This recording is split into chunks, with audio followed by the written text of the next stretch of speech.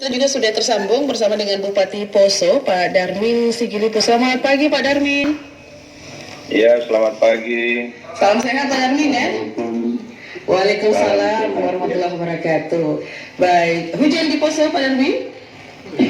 Ya, biasa. Biasa ya? Gerimis-gerimis. Gerimis-gerimis manja, baik. Pak, saya ke Pak Syafril terlebih dahulu nih, karena ini terkait dengan operasi Tinombala begitu ya, walaupun lokasinya di tempatnya Pak Darmin, tapi ini dari skopnya untuk Pak Syafril terlebih dahulu. Pak Syafril, untuk perkembangan operasi Tinombala saat ini seperti apa ini Pak Syafril? Silakan. Iya, operasi Tinombala itu yang kita gelar sampai dengan saat ini berjalan dengan sesuai dengan rencana, di mana operasi itu sudah memasuki tahap kedua. Operasi Tinombala itu kita gelar per 3 bulan. Nah, sekarang sudah memasuki tahap kedua dan nanti akan berakhir di akhir bulan Juni.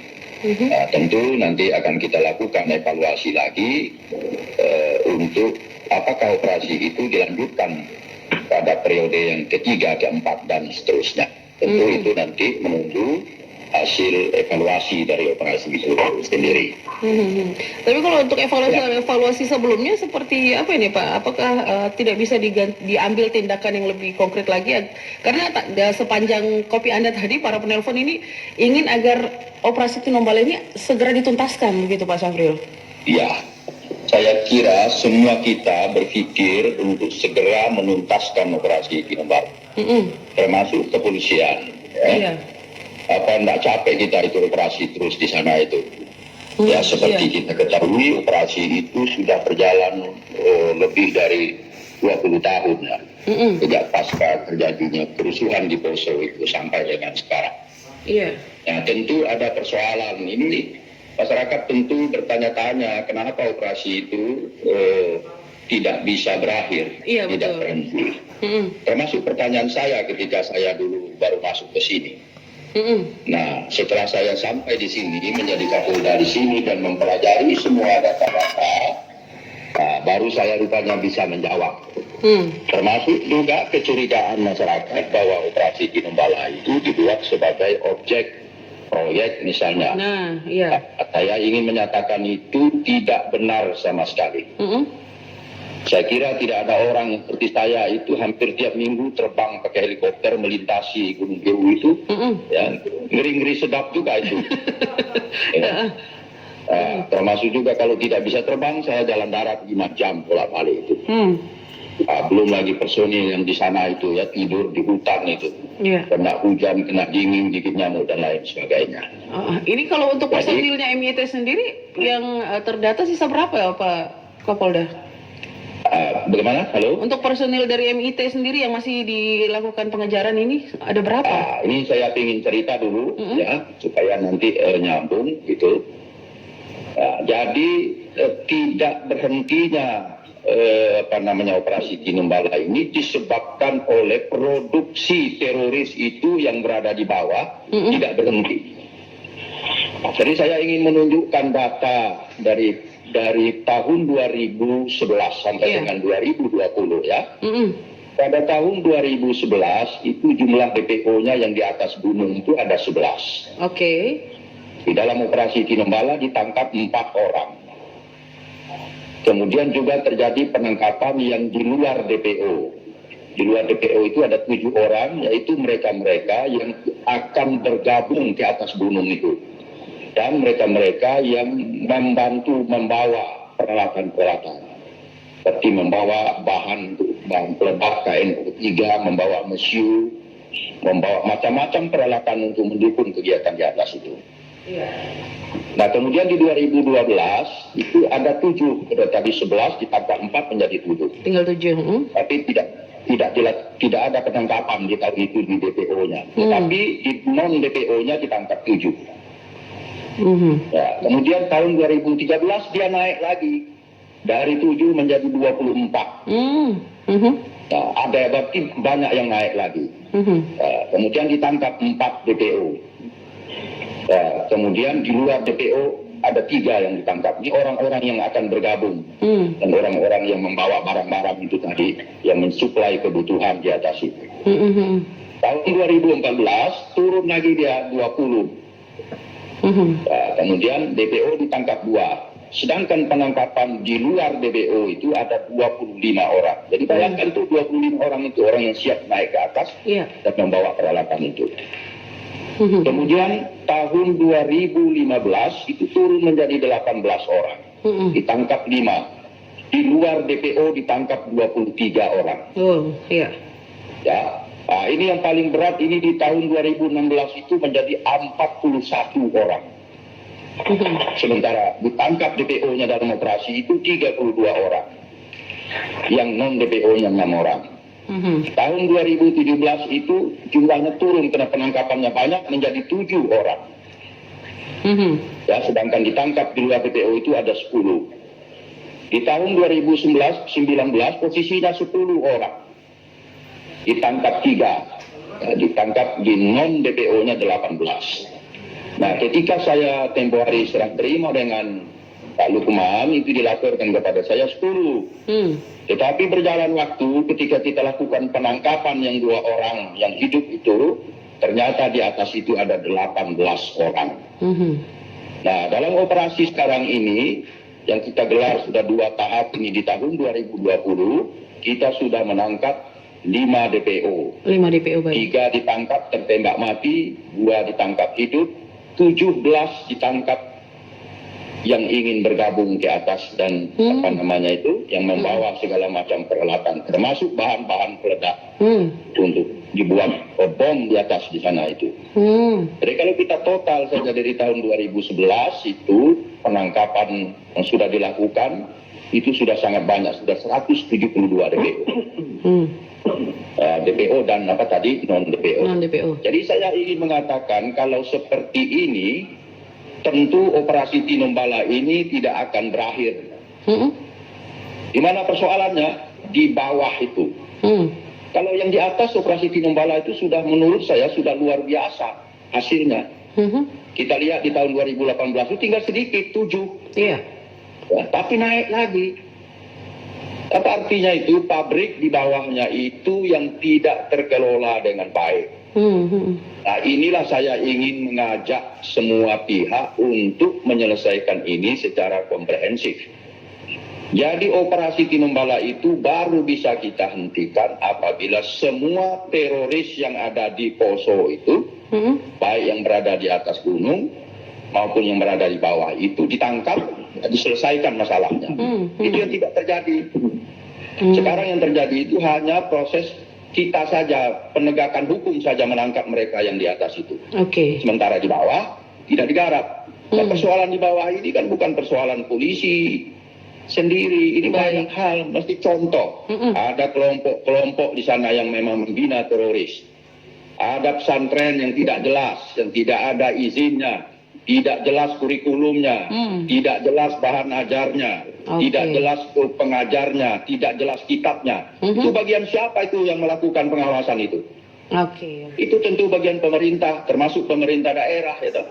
Ada Kementerian Agama itu yang mestinya melakukan penelitian soal izin mendirikan pondok pesantren itu kan bukan bagian kita. Baik. Nah, kemudian juga kita tahu masyarakat sana itu kan terpapar. Maka perlu upaya-upaya untuk merubah mindset mereka itu untuk tidak menjadi teroris. Nah, saya kira itu pemerintah harus membuat programnya.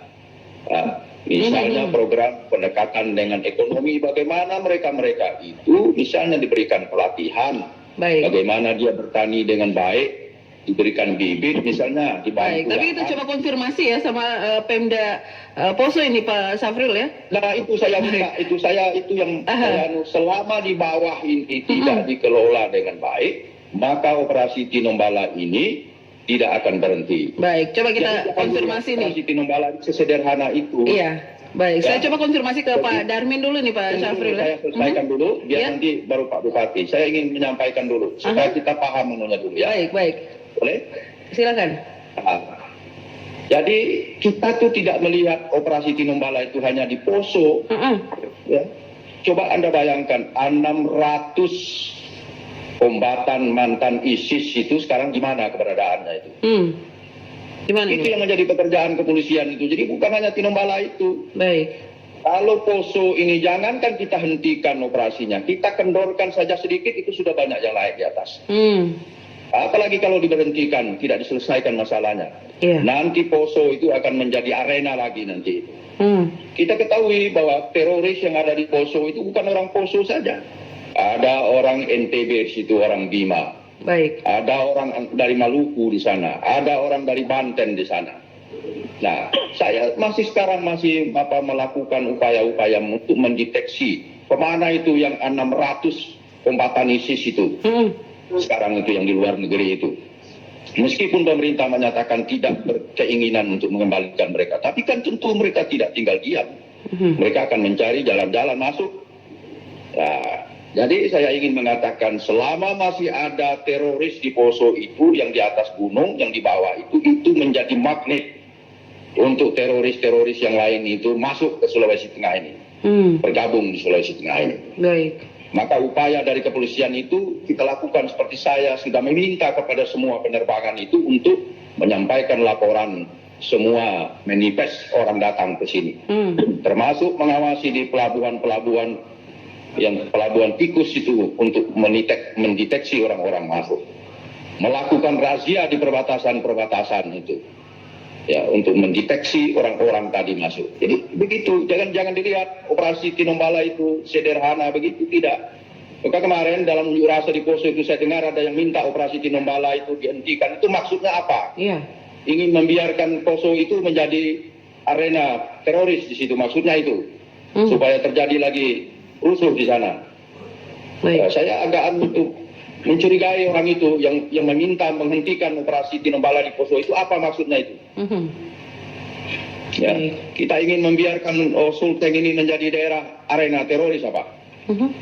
Kira-kira begitu ya. Baik. Jadi supaya dipahami, jadi kalau ada tuduhan-tuduhan polisi, TNI itu membuat ini menjadi daerah latihan, itu sangat keliru, tidak benar dengan ditunjukkan data tadi.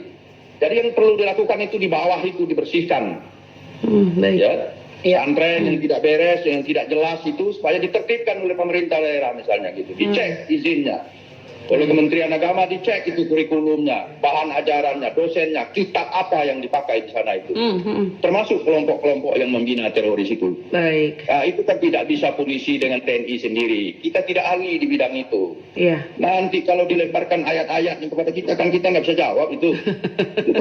Harus dari Kementerian Agama itu. Baik. Nah, mari kita, termasuk tadi Kementerian Sosial, apa kehidupan masyarakat di sana, Kementerian Pertanian, saya kira bagaimana pertanian di sana, daerahnya yang sangat subur itu. Nah, kemudian juga harus diingat kemarin terjadi pembunuhan terhadap 2 kebun itu ya. 2 petani ya. Nah, dipotong 2 petani. Itu adalah bagian propaganda dari Mujahidin Indonesia Timur itu, ya, untuk meresahkan masyarakat. Dengan begitu petani tidak berani ke atas, jadi timbul keresahan masyarakat. Jadi tidak sesederhana itu. Apa yang dilakukan oleh mereka itu adalah propaganda sebenarnya. Baik. Ingin menimbulkan keresahan. Sekarang kita lihat itu yang terjadi. Ya, masyarakat tidak bisa. Baik.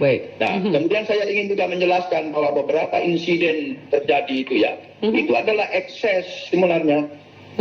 Ya, pembunuhan yang dilakukan terhadap masyarakat pekebun di atas. Kita lihat ya, satu waktu anggota kita yang ditembak. Kemarin kita lihat kejadian itu di Bank Mandiri. Iya. Mereka datang ke bawah mengambil merebut senjata anggota kita. Kemudian menembak anggota kita.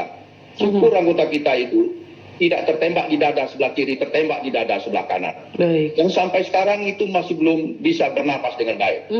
Karena patah tulang tulang iganya masuk ke paru-parunya. Baik.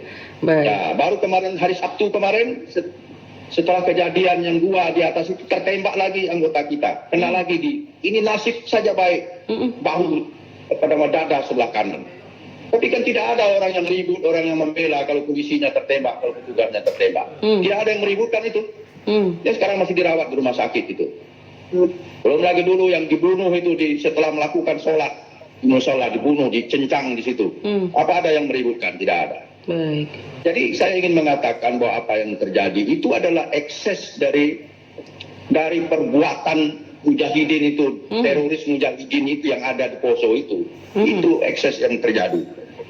Seperti kita tahu semua bahwa di hutan itu tidak semudah itu anggota kita itu yang mengidentifikasi orang mana yang teroris berada di hutan itu, mana yang petani. Mana yang bukan ya? Jangan dilihat seperti berada di bawah ini. Misalnya kejadian kemarin itu pada saat hujan lebat.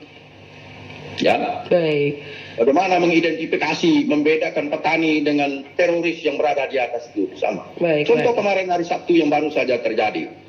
Pada saat anggota sedang patroli, terlambat sedikit anggota mengambil tindakan, anggota ditembak. Baik. Nah, itu sekarang kalau mau lihat itu di rumah sakit saya itu. Dirawat di sana. Baik. Nah, inilah saya ingin memberikan penjelasan kepada masyarakat. Dan kemarin kenapa saya mengundang para tokoh-tokoh Islam dari Poso itu untuk menjelaskan itu. Dan alhamdulillah beliau-beliau itu sangat baik, sangat respon dan bersepakat untuk membersihkan yang di bawah ini. Selama yang di bawah ini tidak bisa kita bersihkan, tidak bisa kita tata, maka sulit kita akan menghentikan operasi itu. Baik. Nah, untuk itu saya mengajak pada seluruh masyarakat, ya, baik yang berada di Poso maupun di Sulteng ini untuk bersama-sama menyelesaikan persoalan itu secara komprehensif. Tidak cukup dengan hanya polisi dan TNI saja melakukan operasi penegakan hukum itu. Baik. Perlu digarap di bawahnya itu. Saya kira pemerintah daerah perlu membuat program yang nyata, yang jelas bagaimana membangun kesejahteraan masyarakat di bawah itu, agar mindsetnya itu berubah, tidak lagi berpikir untuk menjadi teroris, tapi berpikir misalnya menjadi petani yang baik, menjadi nelayan yang baik, menjadi pedagang yang baik dan sebagainya. Itu yang harus diprogramkan.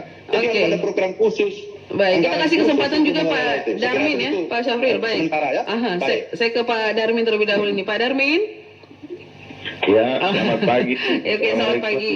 Tapi suaranya kecil sekali di sini, Mbak. Oh, kecil sekali ya. Tunggu sebentar biar dibesarkan lagi. Baik, Pak. Tapi untuk pertanyaannya bisa didengar dong ya?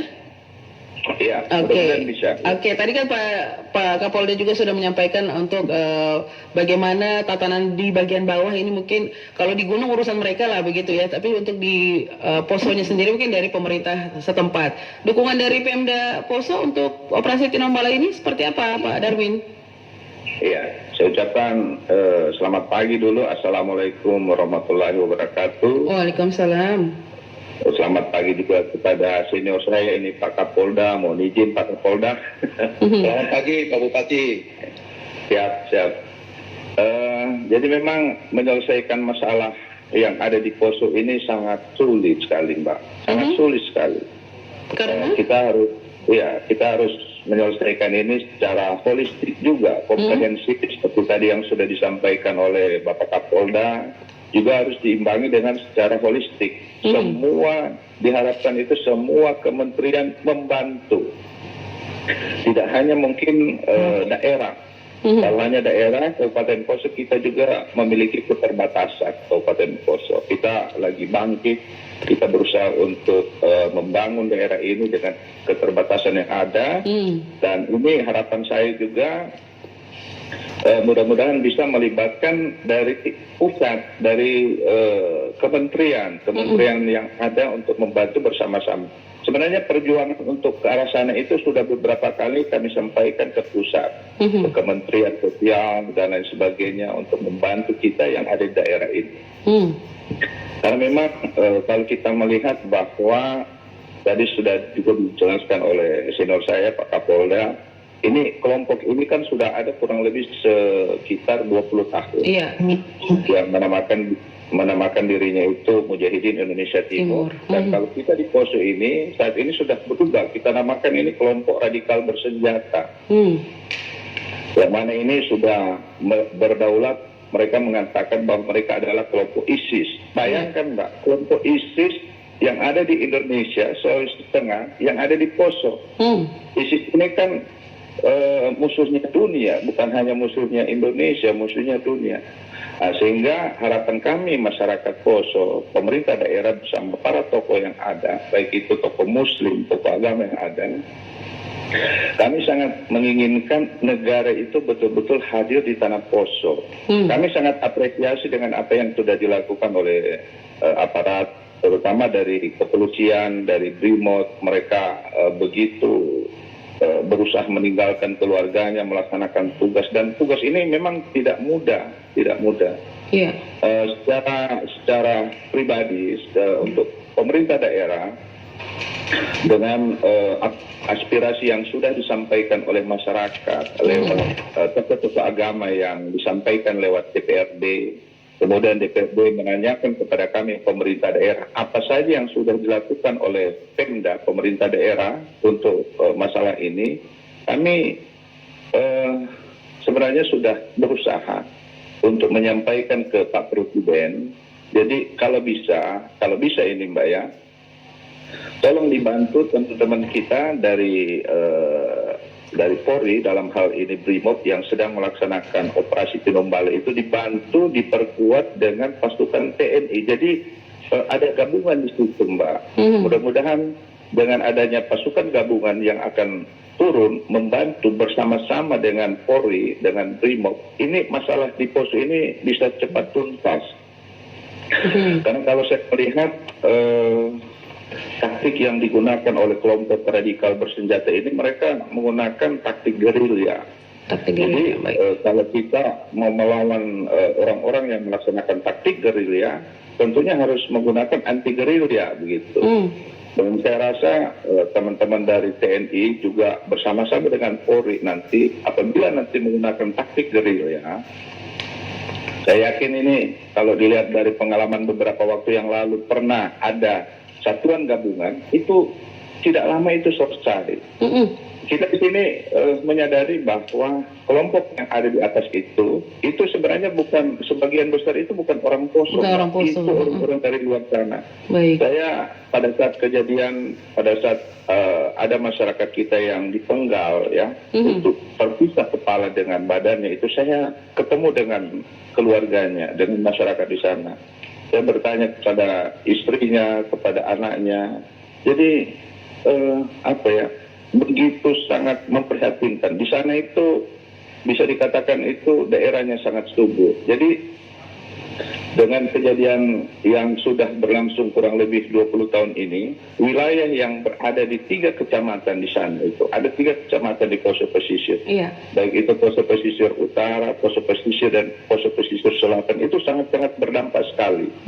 Sehingga kami berharap baik pemerintah daerah, DPRD, Kabupaten Poso bersama dengan para tokoh agama masyarakat sangat berharap semoga ke depan ini kita bisa bekerja sama semua komponen yang ada, sehingga negara itu betul-betul bisa hadir di tanah Poso. Jadi kami melihat dengan kejadian kemarin, ya mohon maaf, ada 2 masyarakat kita yang dipenggal dengan cara yang dilakukan oleh kelompok ISIS ya. ISIS yang di Timur Tengah itu kan caranya seperti itu. Kemudian juga ada yang masyarakat yang kemarin beberapa hari yang lalu itu yang meninggal 2 itu. Ini membuat masyarakat ya menjadi ketakutan. Jadi tidak ada lagi yang berani naik ke atas. Nah, tapi Pak Darmin, ya ini kan tadi juga data yang disampaikan dari Pak Kapolda bahwa setiap tahun ada kenaikan, bahkan ada yang sudah ditangkap, ada lagi begitu kan. Jadi yang kita khawatirkan ini berkembang isu begitu, apalagi penelpon juga mengatakan ketidakadilan kayaknya yang menjadi pemicu untuk mudah sekali terpapar begitu masyarakat di sana. Tanggapan Anda Pak? Ya, itu betul sekali. Situasinya, kondisinya seperti itu. Di awal saya sudah sampaikan bahwa untuk menyelesaikan masalah yang ada di Poso, tidak mungkin hanya Pemda Poso yang menyelesaikan, hanya misalnya, mohon maaf, seperti misalnya Satgas Brimob dari Polda yang menyelesaikan. Ini harus betul-betul negara turun, Mbak. Dengan menghadirkan dari kementerian yang bisa membantu kita secara holistik menyelesaikan masalah. Kalau hanya Pemda Poso, kita memiliki keterbatasan. Kita sangat terbatas di sini ini. Oke, saya ke Pak Syafril lagi ya, Pak Darmin ditunggu. Pak Syafril, Ya. Ya, ini soal ketidakadilan ini yang dituntut oleh masyarakat di sana sehingga bisa menjadi pemicu juga untuk mudahnya terpapar begitu untuk radikalisme. Tanggapan Anda gimana, Ya. Pak? Ya, itu tadi saya bilang ini memang harus diselesaikan secara komprehensif. Iya. Kita harus merubah mindset masyarakat itu. Maka tadi saya sependapat sekali dengan Pak Bupati tadi, kalau hanya pemerintah Poso yang menangani tidak mampu, anggarannya tidak tersedia. Karena kita tadi harus membina masyarakatnya itu, mengembangkan ekonomi mereka, supaya mereka tidak berpikir tentu menjadi teroris, tapi berpikir menjadi petani yang baik dan hasil pertaniannya bagus. Nah, itu kan perlu ada pelatihan pertanian, barangkali perlu ada dukungan modal bertani, penyediaan bibit, misalnya mereka dilatih misalnya menjadi tukang supaya bisa bertukang misalnya, menjadi nelayan, bagaimana menjadi nelayan yang baik, barangkali perlu dibantu alat tangkap, itu alat perahu. Nah, bagi mereka yang mau juga berdagang barangkali UKM, mesti dilatih UKM-nya, diberikan pinjaman modalnya. Nah itu, kemudian sementara tadi ada pesantren-pesantren, kelompok-kelompok yang masih mendoktrin, mendidik teroris itu yang harus kita selesaikan. Artinya itu kalau dia tidak sesuai dengan ketentuan, mendirikan pesantren tidak ada izin segala macam, harus dibubarkan, ditutup pesantrennya itu. Nah, nanti persoalan-persoalan yang terkait dengan hukum dan penangkapan yang di atas itu adalah bagian kita dengan TNI. Jadi sebenarnya pada operasi pertama dulu saya sudah membuat surat kepada Pak Kapolri untuk bergabung dengan TNI, meminta supaya TNI ikut bergabung. Tapi sudah diajukan ke Mabes TNI karena situasi COVID, pada saat itu TNI belum bisa bergabung.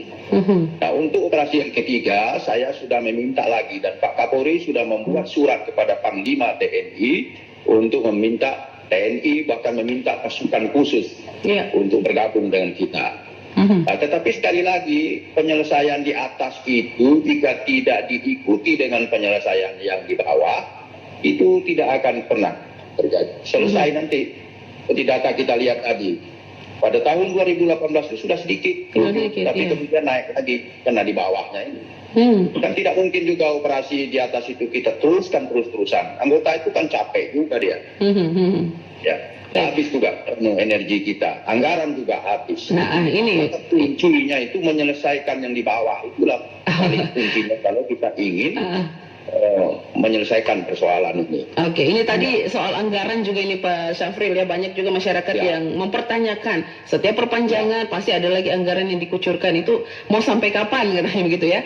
Dan kan tinggal belasan saja, kenapa katanya susah sekali gitu ya untuk diselesaikan Pak Syafril? Bukan susah, kan sudah banyak yang ditangkap. Tapi persoalannya kan nambah. Itu kan persoalannya. Kan sudah banyak kita tangkap itu tadi. Sudah saya menjelaskan data-datanya. Memang supaya dipahami bahwa medan di situ itu juga tidak seperti yang dibayangkan di kota ini. Kita tahu Gunung Biru itu bagaimana medannya, ya. Hutannya sangat lebat. Terus kemudian jurang-jurang itu. Ditambah lagi kalau sudah masuk ke sana itu tidak ada sinyal di sana itu. Nah, kadang-kadang kita lost kontak itu dengan pasukan kita yang di atas, tidak bisa berkomunikasi juga, kita khawatir itu pasukan kita di atas itu. Jadi itu masalah-masalahnya. Kemudian begitu luasnya itu, ya Gunung Biru itu. Baik. Ya, dari Poso sana ke Parigi, ke Tauna, tembus ke Morowali ke sana itu. Bayangkan itu daerahnya luasnya sedemikian rupa itu.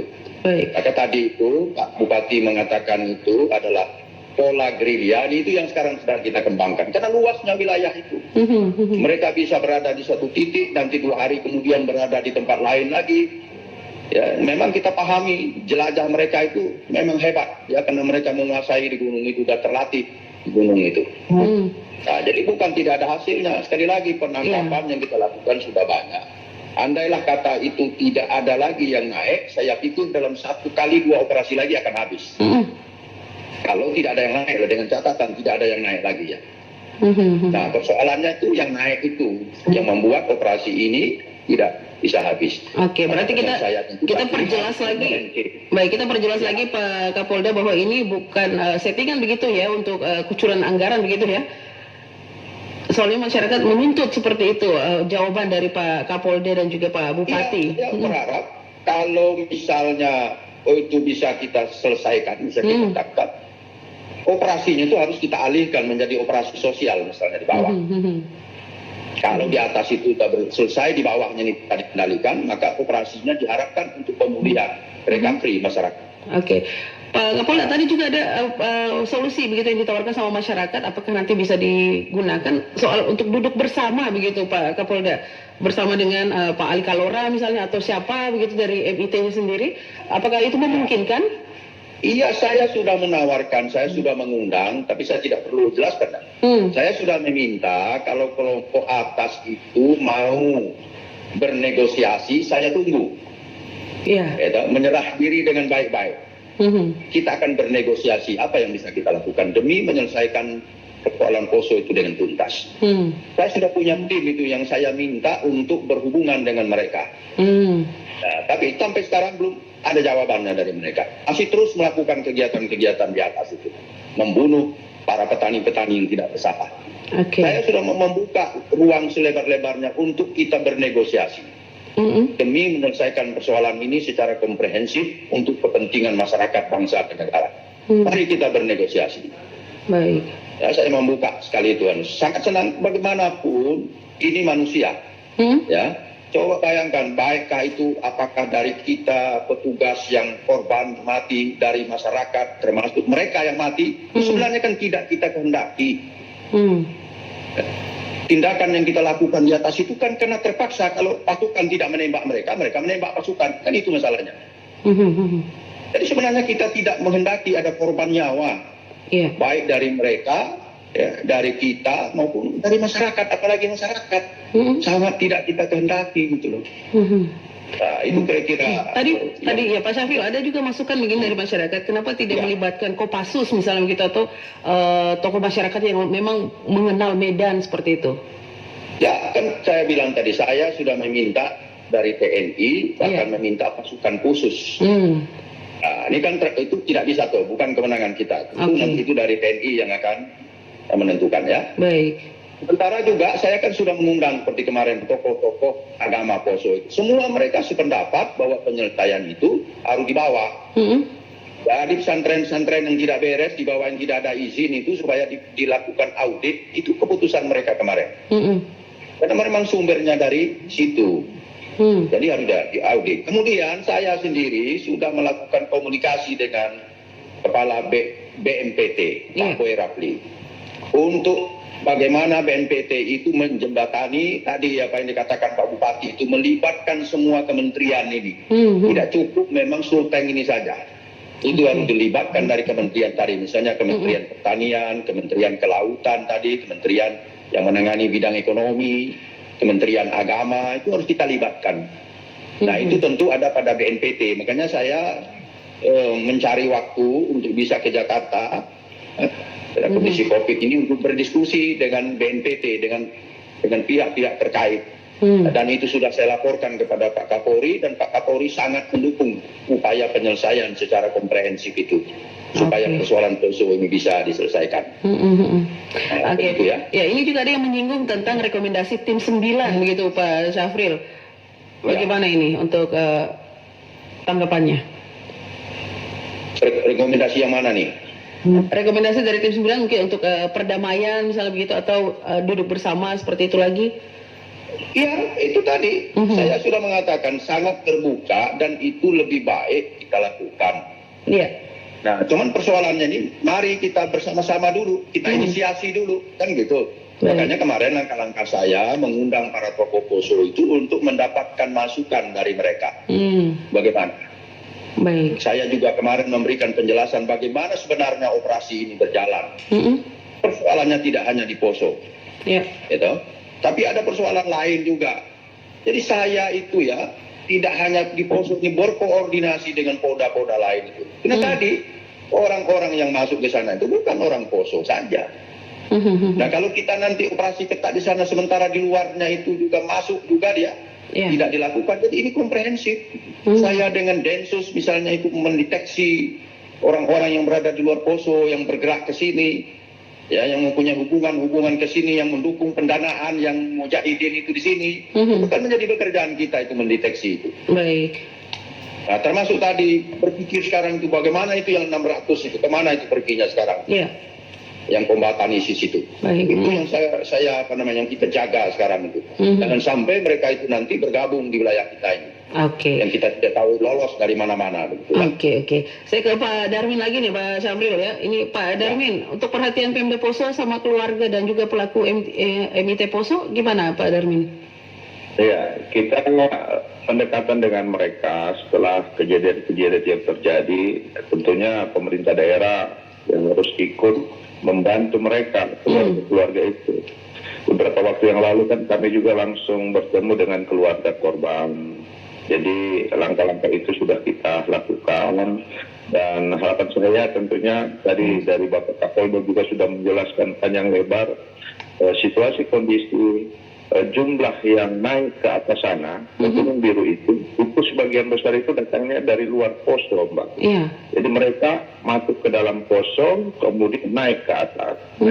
Memang betul yang disampaikan tadi seperti misalnya pesantren dan lain sebagainya yang kelihatannya itu ada beberapa yang kita kategorikan ilegal ya karena tidak memiliki izin resmi. Ini nanti coba akan saya bicarakan dengan kepala kantor Kementerian Agama yang ada, kemudian juga dengan tokoh-tokoh agama yang ada khususnya Muslim, dan harapan saya juga bisa bersama-sama dengan tokoh Pindah yang ada.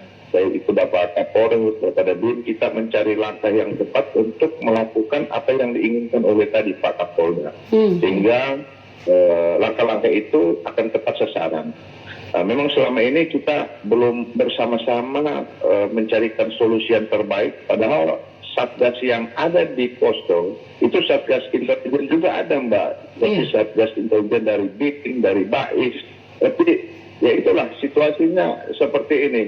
Mudah-mudahan dengan diskusi yang sudah kita laksanakan pada pagi hari ini, kita mampu untuk meramu langkah-langkah yang tepat sehingga poso ke depan ini bisa lebih baik lagi, Mbak. Baik, artinya untuk mempersempit pergerakan MIT, penyuluhan atau pendekatan kepada masyarakat yang terlibat begitu ya Pak Darmin ya?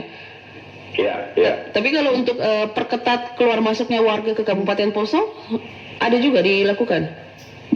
Kalau kita pemerintah sipil kan memiliki keterbatasan, Mbak. Kita tidak punya orang-orang intel yang bagus. Jadi itu biasanya dilakukan oleh teman-teman dari TNI dan Polri, gitu loh, Mbak.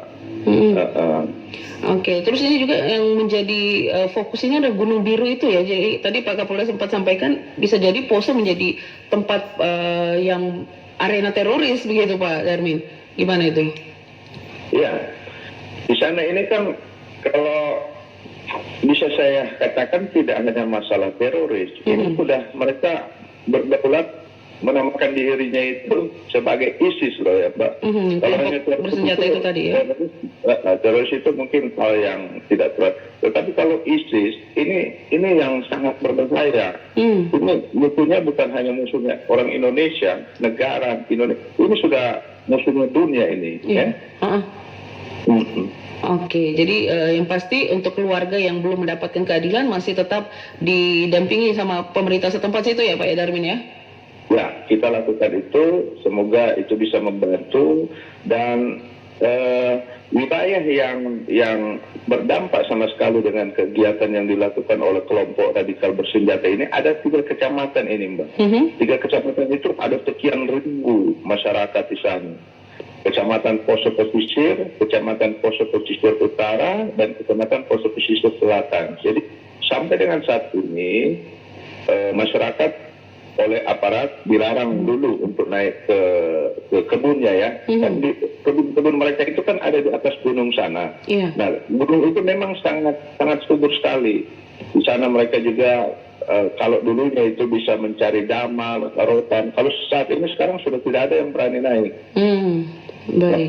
Jadi tidak hanya masalah korban yang terbunuh keluarganya, tapi ini kita juga memperhatikan hampir di 3 kecamatan itu. Jadi program apa ini yang Pak Darmin tawarkan kepada masyarakat agar mereka tidak terkonsentrasi begitu untuk paham radikalisme? Ya, jadi agak berbeda situasi kondisi. Kalau yang di 3 kecamatan yang saya sebutkan tadi, itu kan mereka kegiatannya itu bertani, ya bertani. Itu kita bantu dalam hal misalnya bibit dan lain sebagainya, alat-alat pertanian. Kalau kelompok yang tadi yang di kota, ini memang harus ada kegiatan-kegiatan seperti misalnya pelatihan-pelatihan. Nah, kalau yang yang mereka yang punya pemahaman yang berbeda, kita mau masuk ke sana, jangankan orang sipil, Mbak. TNI Polri mau masuk di wilayahnya mereka, kelompok ini, itu sangat sulit masuk, Mbak. Sangat sulit masuk. Apalagi yang sipil seperti dari kelurahan yang mau masuk itu tidak bisa. Jadi situasinya memang sangat berbeda dibandingkan mungkin di wilayah Jawa sana ya, kota besar, itu sangat berbeda situasi kondisi yang ada di poso. Baik. Sehingga penanganan ini betul-betul harus kita cari pola yang betul-betul bisa pas begitu. Tidak, kalau saat ini kan cara penanganannya kalau saya amati, saya melihat masih sektoral, tidak bisa sama-sama begitu. Jadi harus bersama-sama secara holistik untuk penanganan masalah yang ada di poso. Intinya itu saja. Baik. Saya kembali ke Pak Syafril kalau begitu. Pak Syafril, ini sudah mau memasuki masa periode kedua terakhir begitu ya di bulan Juni ini untuk operasi Tinombala. Apakah ada kemungkinan lagi akan ditambah lagi waktunya? Saya kira akan kita lanjutkan, karena tadi belum selesai. Masih ada tuh yang di atas, kemudian di bawah. Sebab begini, kalau kita kendorkan seperti yang saya katakan tadi, itu akan banyak yang naik ke atas nanti. Tapi kalau kaitannya dengan pandemi saat ini? Secara tuntas, baru kita nanti akan menghentikan. Iya. Gitu. Pak Syafril, kalau kaitannya dengan pandemi saat ini mungkin ada kelonggaran atau bagaimana? Atau tetap powerful ini untuk penanganan ini? Ya, itu masalahnya bagi kita ini, walaupun kena ada pandemi segala macam, kita tidak bisa melonggarkan itu. Kasihan anggota kita sebenarnya di sana itu. Supaya Anda tahu aja gitu ya. Itu ke atas itu minimal mereka berada 10 hari di atas itu dengan dibekali makanan kaleng itu. Bayangkan itu kena hujan, apalagi sekarang di poso itu musim hujan tuh. Ya, hanya bawa jaket sama ponco. Tidak boleh dia membuat tenda di situ, nanti diketahui oleh kelompok mereka. Tidak boleh mereka masak di situ, tidak boleh merokok di situ, tidak boleh ada bunyi-bunyi di situ. Bayangkan itu ya, tidur di bawah pohon hujan-hujanan. Itu kondisi pasukan kita. Tapi tadi itu saya sampaikan tidak semudah itu. Makanya saya ingin juga minta waktu sedikit menjelaskan penanganan insiden yang terjadi itu ya. Kita sudah menangani itu dengan baik. Saya sudah membentuk tim untuk melakukan investigasi terhadap kasus itu. Ya, bahkan juga saya sudah meminta dari Mabes Polri. Nah, sekarang ada 2 perwira tinggi yang berada di daerah kita melakukan penelitian itu, ya, dari Propam dan dari Korprimob sendiri. Nah, karena memang pasukan yang terlibat dalam operasi di sini bukan hanya pasukan yang dari kita, dari Suteng ini, tetapi adalah pasukan yang di BKO-kan dari Mabes Polri, dari Korprimob, dari Intel. Nah, makanya itu tidak semudah itu. Harus kita lakukan dulu penanganan yang cermat supaya kita tahu betul. Jangan juga sampai terjadi kita menghukum anggota kita nanti tidak sesuai dengan kesalahannya. Tentu kita harus mempelajari kondisinya itu bagaimana. Ya, apalagi namanya itu kan daerah operasi. Tidak sama dengan daerah daerah normal. Baik. Ya, ada daerah operasi itu ada pertimbangannya. Ya. Tidak bisa misalnya azas praduga tak bersalah itu kita ratakan begitu, enggak. Ada faktor-faktor situasi dan kondisi yang tidak normal yang harus kita pertimbangkan, yang harus kita kaji. Nah, tapi kita sudah melakukan itu, memeriksa semua pasukan kita itu untuk mengetahui di mana letak kesalahannya, memeriksa saksi-saksi, melakukan rekonstruksi. Saya datangkan dari Mabes Polri, karena ini memang pasukannya adalah pasukan dari Mabes Polri. Saya juga sudah minta Komnas HAM turun kemarin sudah ke sana, supaya objektif melihat, membawa dari luar. Itu upaya yang kita lakukan. Saya sebagai pimpinan Polda Sulteng ini tetap menginginkan polisi ini profesional. Ya, kalau memang salah harus kita perbaiki kesalahan itu. Ini organisasi besar yang diharapkan masyarakat untuk dapat memberikan pengayoman, perlindungan dan pelayanan kepada masyarakat. Jadi itu semua saya kira masyarakat harus ikut memeliharanya. Kalau polisinya tadi tidak lagi profesional, wah kita jadi susah. Ya, jadi saya tetap ya berprinsip pada filosofi polisi itu ya. Fighting crime, love humanity, curb delinquent. Begitu ya. Jadi memang kita memberantas kejahatan, tapi kita cinta kemanusiaan. Dan kita selalu berusaha agar orang tidak menjadi korban kejahatan, agar orang tidak menjadi penjahat. Kalau dia sudah terlanjur menjadi penjahat, bagaimana dia berubah untuk tidak menjadi penjahat? Nah, itu filosofinya polisi itu. Ya, sekali lagi, fighting crime, love humanity, curb delinquent. Akan kita tegakkan itu supaya polisi kita tetap berada di hati masyarakat. Baik, ya, Pak Syafril. Ini mungkin terakhir ya, mungkin ada alasan begitu yang Anda lihat kenapa dari kelompok teror dari luar daerah begitu mau bergabung di Gunung Biru itu, Pak Syafril? Ya begini, supaya kita pahami semua bahwa kelompok mujahidin itu jangan dilihat ada di Poso itu saja. Ya, dia mempunyai tadi jaringan, mempunyai organisasi yang berada di luar itu, termasuk yang mensuplai uang itu kan sudah banyak ditangkap oleh Densus itu, cuman kan tidak diekspos. Ya, pendana-pendana yang datang itu yang mengirim kepada mereka. Jadi pahami itu bahwa apa yang dia berada di Poso itu mereka tidak sendiri. Baik. Ya, tetapi mereka punya organisasi yang tersebar mana-mana. Makanya itu ada yang dari Banten, ada yang dari mana Bima, ya, ada yang dari luar, dari mana Maluku.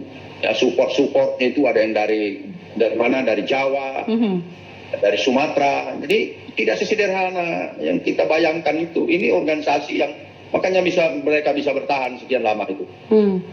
Nah, itu kira-kira gambarannya ya.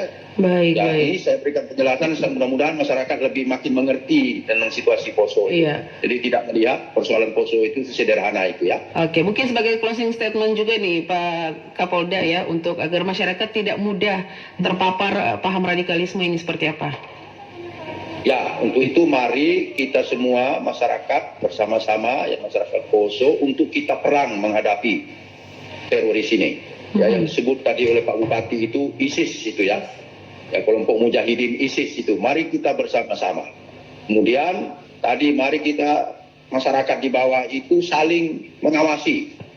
Jadi kalau ada yang itu memang melakukan kegiatan-kegiatan mendoktrin orang untuk menjadi teroris itu cepat dilaporkan kepada kita supaya kita tangkap, supaya kita selesaikan. Nah, termasuk yang terakhir tadi kita harus menyelesaikan itu secara komprehensif. Terutama yang harus segera kita lakukan itu mengawasi pesantren yang tidak jelas itu, yang tidak ada izinnya, yang mendidik teroris-teroris itu. Itu yang pertama langkah yang harus kita lakukan. Baik, jadi seperti temanya kita Pak, sampai kapan operasi tinombala ini digelar? Sampai semua teroris yang ada di Poso itu, baik yang berada di atas gunung maupun yang berada di bawah, itu ditangkap semuanya. Dan persoalan Poso itu diselesaikan secara komprehensif. Baik. Terima kasih Pak Syafril sudah bersama RRI Palu dan juga Pak Darmin. Ya. Baik, mungkin ya sebagai closing statement dari Pak Darmin sendiri nih untuk pantauan terhadap keluarga-keluarga MIT Poso begitu, apakah ada pengucilan gitu ya, dikucilkan dari masyarakat atau seperti apa? Dari Pemda sendiri melihat bagaimana Pak? Ya, yang pertama saya ucapkan terima kasih kepada Pak Kapolda atas apa yang sudah disampaikan. Memang kemarin ini kan terjadi gejolak, ada demo dan lain sebagainya. Nah, ini juga siaran ini kita siarkan juga lewat pemerintah daerah Kabupaten Poso untuk didengar juga oleh masyarakat yang ada di Poso. Mudah-mudahan ini bisa tersiar dengan baik. Tentunya harapan kita semua semoga perjuangan kita bersama untuk menuju masyarakat Poso yang damai, adil dan sejahtera ini bisa terwujud dengan cara tentunya harus bersama-sama antara pemerintah daerah ditopang oleh masyarakat bersama dengan seluruh aparat keamanan yang ada, TNI Polri. Kita akan bergandengan tangan dan mari bersama kita turun ke lapangan untuk menyelesaikan permasalahan-permasalahan yang saat ini sudah terjadi. semoga di waktu-waktu yang akan datang tidak akan terjadi lagi di Tanah Poso. Baik, baik. Terima kasih Pak Darmin untuk waktunya bersama RRI Palu. Selamat bertugas kembali Pak Darmin. Begitupun dengan Pak Ya. Syafril. Pak Kapolda. Baik, terima kasih. Baik. Terima kasih Ya, sudah terima bersama kasih RRI. RRI dan terima kasih Pak Bupati Poso. Mudah-mudahan kita bisa menyelesaikan masalah ini dengan baik. Amin. Assalamualaikum warahmatullahi wabarakatuh. Waalaikumsalam warahmatullahi wabarakatuh.